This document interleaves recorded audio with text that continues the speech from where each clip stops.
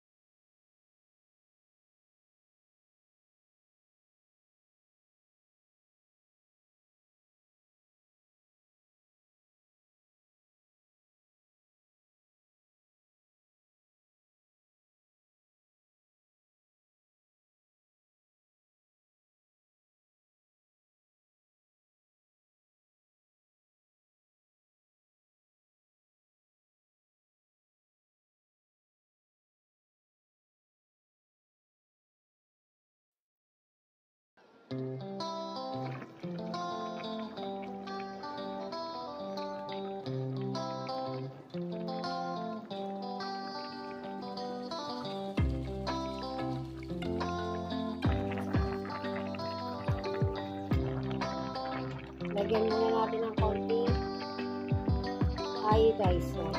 Mamaya na yung atis. O sa final taste. Bango-bango.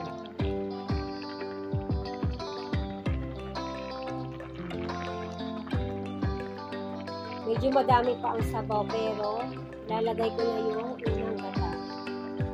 Kasi ayaw na, pamilya ko na. Lalagay ko na po ang unang gata.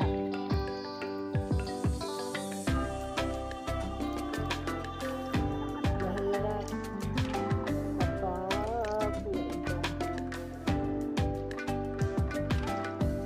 kailangan po ay hindi masabaw ang ating gata. Kasi po ang aking anak at asawa, galit na galit kapag walang sabaw.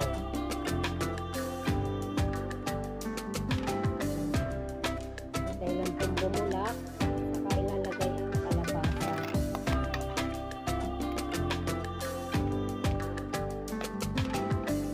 Hindi yata ako makakapag-diet na sila.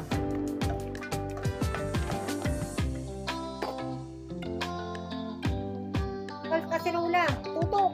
Yan. Lagyan na po ng luyang dilaw.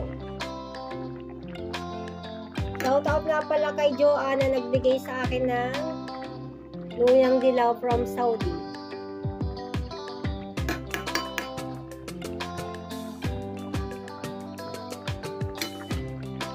Sarap na yan.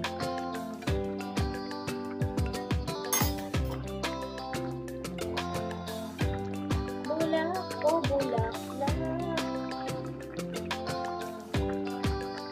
Ito. Ngayon, ilalagay naman natin ang kalabasa. Hindi ko na po tatakloban para hindi magbuo-buo ang gata. Sabog na natin ang kalabasang mura. Shout out nga pala sa aking bilas na nagbigay ng kalabasa. Hello, Ate Jen. Thank you sa kalabasa. Niliwanag na naman ang aking mata. Nararamdaman ko na. Marami na naman ako nitong makakain. Hintayin lang pong bulak ng konti at itimplahan na natin ang final.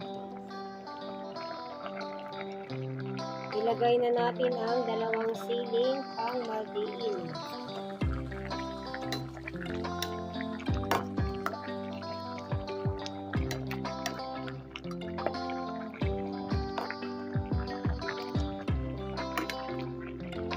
Hindi po siya ganun kalapot kasi na-frozen ang aking niyog.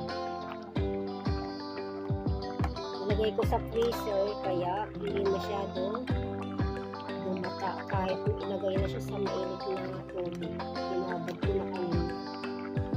Pero okay na rin. Hindi na yan. Masarap na rin. Lagyan ko na siya ng patis. Lagyan natin ng patis. Ito yung pampalasa na hindi mawawala sa akin sa bahay. Silver Swan. Baka naman. Ang pila.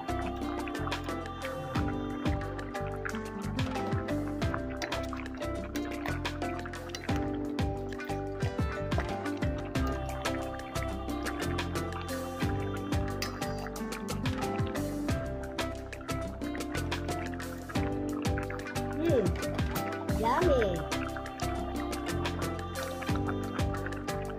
Siya nga pala guys, kapag ginatan, pwede rin natin siya lagyan ng konting sugar para ba pantanggal ng ulo. Konti lang. At tayo magka-diabetes. Ayan.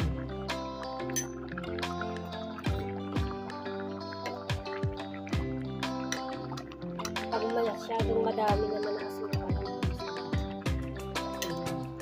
Simple lang siyang gawin. Tumagal lang kasi ang hirap paghawak ng camera. Inuna ko yung kanina yung pako kasi yung pinakatangkay niya may matitigas. Isayang naman. Pwede naman siyang palambutin. Kaya sinama ko na. Inuna ko siyang nilagay talaga.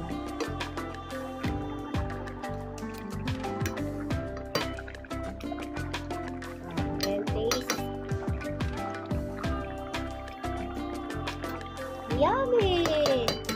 Kailangan ko pa siya lagyan ng konting paminta. Dagdagan ko ng konting paminta. Parang hindi ko naramdaman yung paminta. Hira na sa paminta yung makabili ka ng ano. Puro talaga. Yun na po. Magkakaalaman na. Sarap. Hindi ko masyado po siya